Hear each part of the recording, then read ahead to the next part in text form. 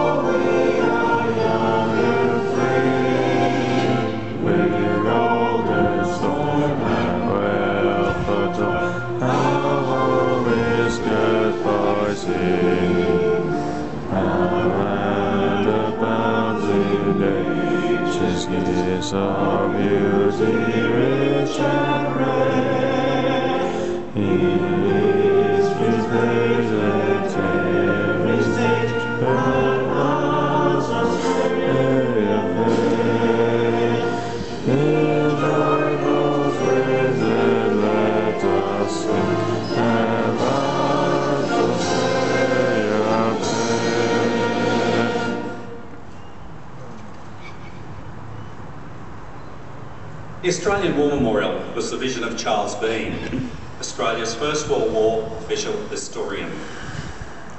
Bean landed with the Australian troops on Gallipoli and stayed with them at the front through to the end of the war.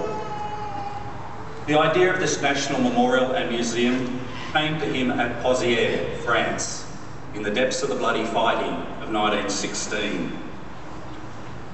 Bean's idea was that this would be a place where families, friends and Australians would mourn their loved ones buried in faraway places. It would also be a place that could help all Australians understand what these men and women had endured and what they had done for us. Bean's vision, to which we remain true, is best expressed as inscribed in the entrance to the memorial's galleries.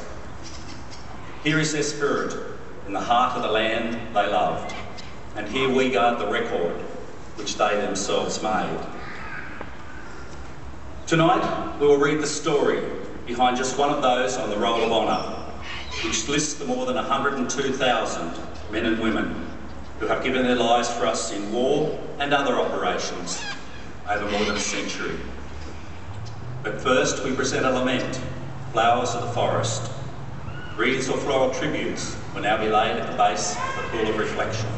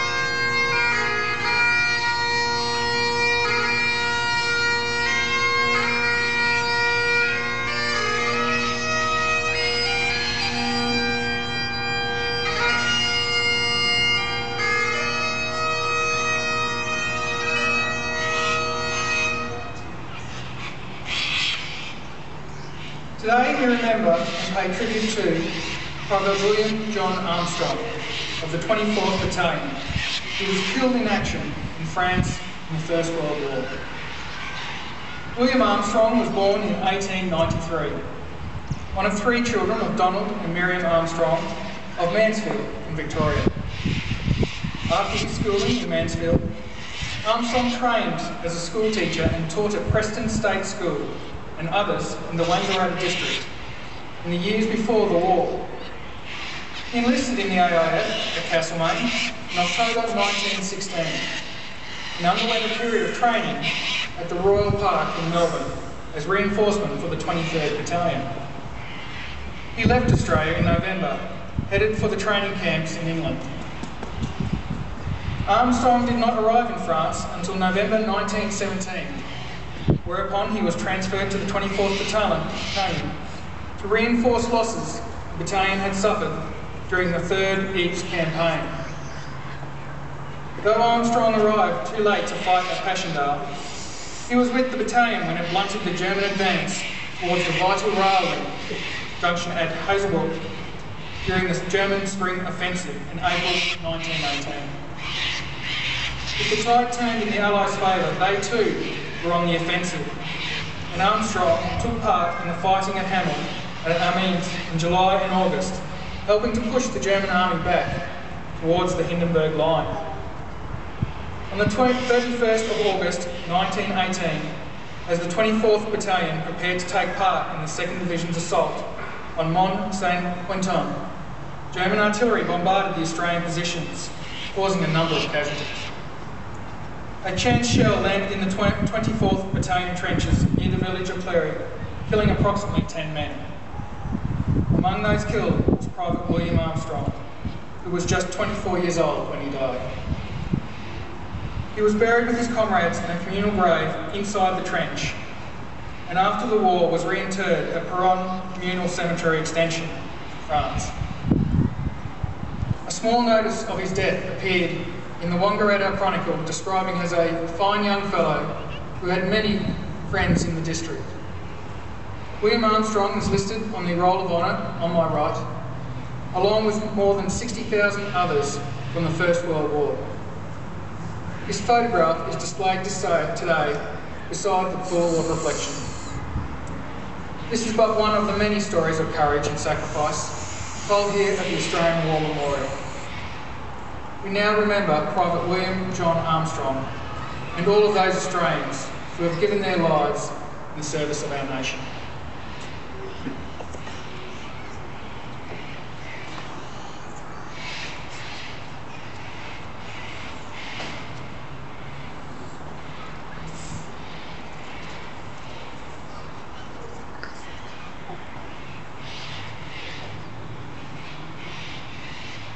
They shall not grow old, as we that are left grow old. Age shall not weary them, nor the years condemn. At the going down of the sun, in the morning, we will remember them.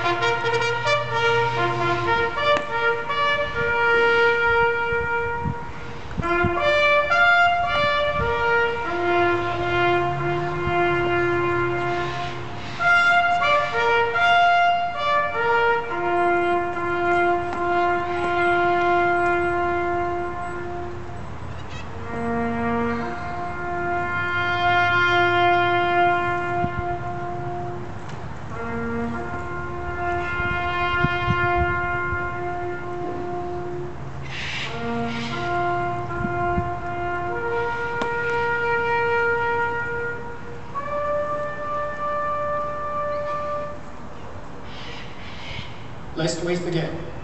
Lest we forget.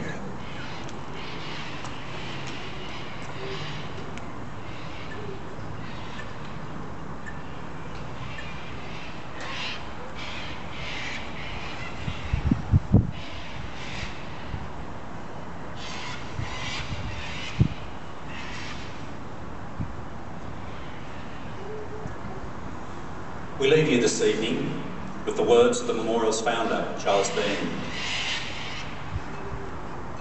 Many a man lying out there at Pozières or in the low scrub at Gallipoli, with his poor tired senses barely working through the fever of his brain, has thought in his last moments, well, it's over. But in Australia, they will be proud of this. Ladies and gentlemen, that concludes the last post ceremony. We thank you for visiting the Australian War Memorial and wish you a very pleasant evening.